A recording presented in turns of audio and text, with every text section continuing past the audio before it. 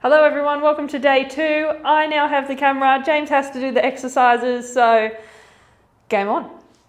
Alright, first up we have the balance pad. So, James, Alright, so talk us through the balance pad. Well, we're going to get into day 2 exercise a little bit down the track. If you missed the first couple of exercises on day 2, just check out our day 1 video. We've gone through those already. Grace is a good model for those.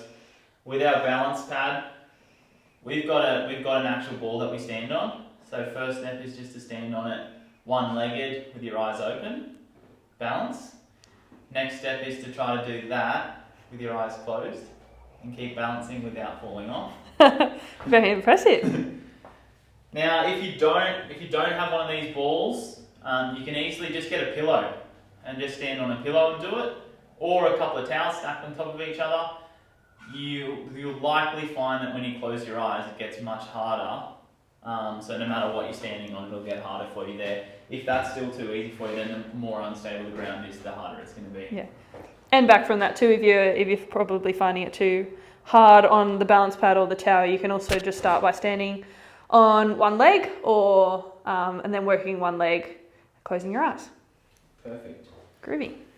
So the reason we want to do that is brilliant for proprioception. So at the moment in particular, we've got more and more athletes out running on trails. The better your proprioception is, the better your balance is, the better you're going to be at running on trails, and in turn running on concrete too. So once you get back to running on the road, if you're not already, then running on the road, you're going to have a better sense of where your feet are and be able to press through the ground a little bit better. It also means that when you get to some unstable ground and you go to roll your ankle, you'll find that you'll be able to save yourself much more often than if you had poor proprioception. Yeah, and no one likes an ankle injury. Alright, so next up we've got back squat. Now again, I'll say this again, if you haven't done these exercises before, please don't load up with weights. Make sure you're either starting with a broom and you're just using the handle of the broom, or just avoid the exercises that are likely going to prove to be an injury risk. But with a back squat, if you've done it before, you should already know how to do it, obviously. But you're basically going to hold the bar like this, squeezing your shoulder blades together. The bar's going to sit on the top of your shoulder blades. For me, I've got pretty poor range of motion in my ankles at the moment, so I've just put the bench just down behind me so that I can just sit down to the bench. But you'll notice when I'm driving, I'm trying to keep my back nice and straight, so that I'm not bending forward and putting weight through my back. I'm trying to keep as tall as I can, and when I sit down, I'm sitting straight down and then driving straight back up through my heels. If you have a rack, then you're just going to walk forward, put the bar onto the rack, and then walk off from under it. Hang on while I catch my breath. So the next activity, what do we have next? We've got single-legged box jumps. So single-leg box jumps, we don't have a box here to use. We'll either use this is a little bit unstable for me, so I've actually been doing it just off the treadmill lately. Let's pull the treadmill back. For our single-leg box jumps, all I'm going to do is just one-legged, I'm going to jump up, land, I should be better than that, and come back down, jump up. And our goal here is to soften our landing as much as possible. Same again as what we practiced the other day. Go to my good leg, try to be soft on the front, then drive through the heel. Soft on the front, drive through the heel.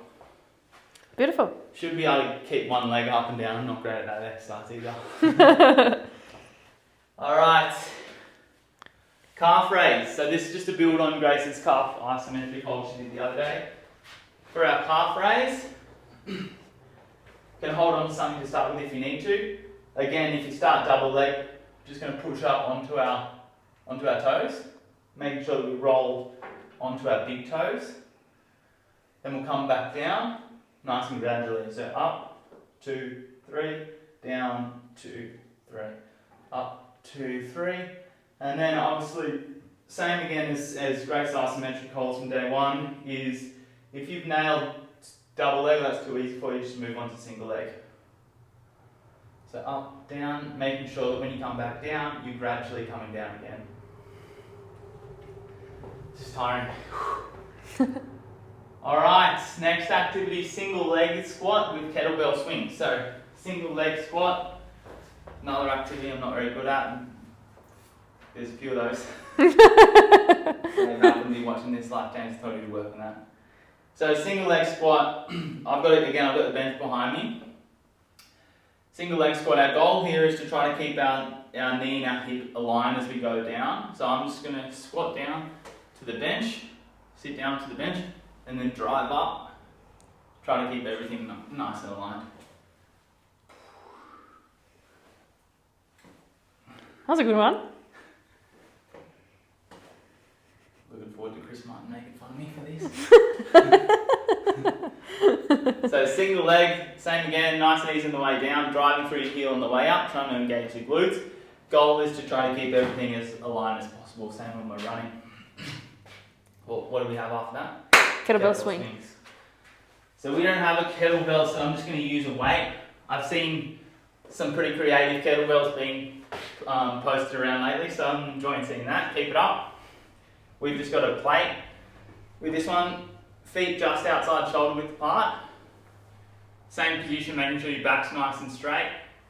And all we're going to do is push up. So down, push up, down, push up. Theme of the session today is driving through those glutes, making sure you're pushing through your heel.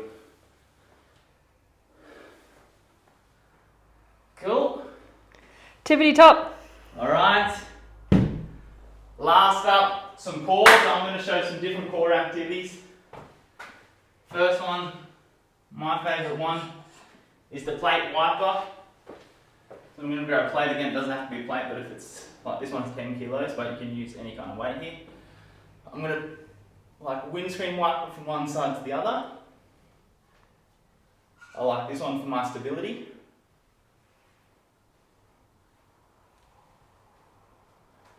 I get in trouble for not doing my core work. He always avoids it. Last one.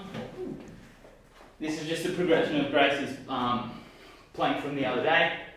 If you have your elbows on the Swiss ball, you can just move it around, makes it a little bit tougher on your plank.